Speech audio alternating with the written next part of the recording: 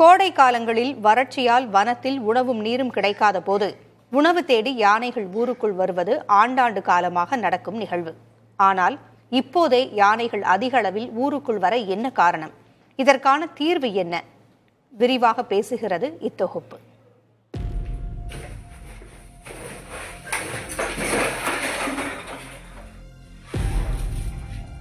இந்த காட்சி கோவை மாவட்டம் பெரியபாளையத்தில் கடந்த 18ஆம் தேதி எடுக்கப்பட்டது.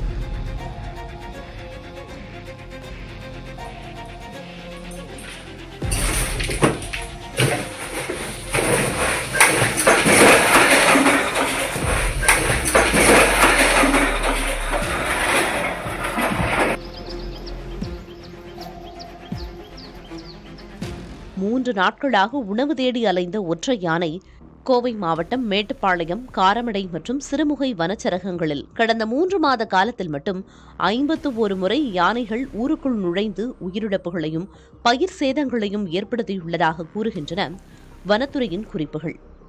மேற்கு தொடர்ச்சி மலைப்பகுதிகளில் நல்ல மழை பெய்து வனம் செழுமையுடன் திகழும் இந்த பருவ காலத்திலும் யானைகள் உணவு தேடி வர புதிய காரணம் சொல்லப்படுகிறது.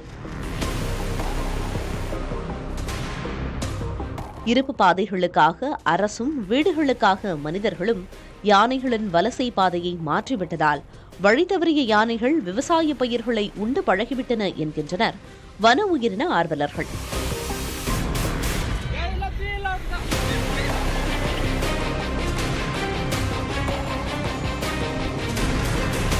வனத்துறையினரால் கிராப் ரைடர்ஸ் என வகைப்படுத்தப்பட்டுள்ள இந்த யானைகள் கரும்பு, சோளம், வாழை, தென்னை ஆகியவற்றின் சுவைக்கு அடிமையாகி விடுவதாக தெரிகிறது.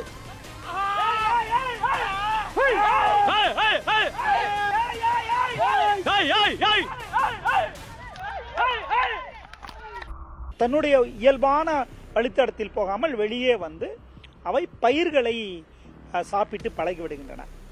இந்த பயிர்களை சாப்பிட்டு பழகிய யானைகள் திரும்ப திரும்ப பயிர் மேய வருகின்றன. அவை மட்டுமில்லாமல் அவை மற்ற யானைகளுக்கும் கற்றுக் கொடுக்கின்றன. சில யானைகள் அரிதிலும் அரிதாக அவை மனித குடியிருப்புகளுக்குள் புகுந்து வீடுகளுக்குள் புகுந்து பொருட்களை எடுப்பது, அரிசி போன்றவற்றை தேடுவது போன்ற செயல்களில் சில யானைகள் வந்து விடுகின்றன. இவை அரிதானது என்றாலும் அது ஆபத்தானது. உணவுக்காக ஊருக்குள் வரும் யானைகளால் கடந்த சில நாட்களில் மட்டும் கோவை மாவட்டத்தில் 2 மனித உயிர்கள் பரிதாபகரமாக பலியாகியுள்ளன.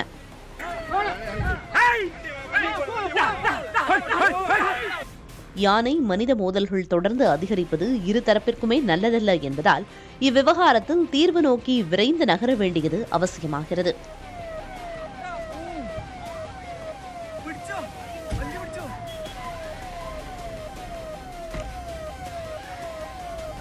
சம்பந்தப்பட்ட விவசாயிகள், வனத்துறை அதிகாரிகள், ஆர்வலர்கள் அறிவுபூர்வமான முறையில் தடுப்பதற்கு என்ன முயற்சி மேற்கொள்வது, பிற மாநிலங்களில் பிற அண்டை நாடுகளில் இத்தகைய தடுப்பை எப்படி பயன்பெற்று வெற்றி பெற்றிருக்கிறார் என்பதை கண்டறிந்து ஆக்கபூர்வமான நடவடிக்கையின் மூலமாகத்தான் யானை வழித்தடங்கள் மீட்பதும் யானை ஊருக்குள் வரை தடுப்பதும் வன விலங்குகளிலிருந்து விவசாயிகளை காப்பாற்றுவதற்கு உரிய நடவடிக்கை தேவைப்படுகிறது.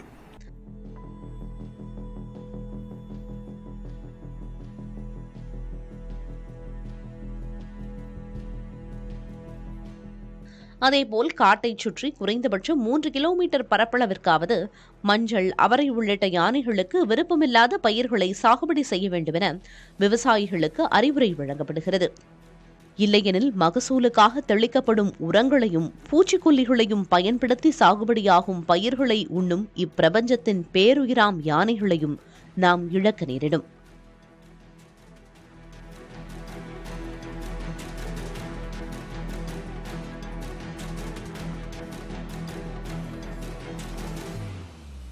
புதிய தலைமுறைக்காக கோவை செய்தியாளர் சுதீஷ் மற்றும் மேட்டுப்பாளையம் செய்தியாளர் சரவணபாபு.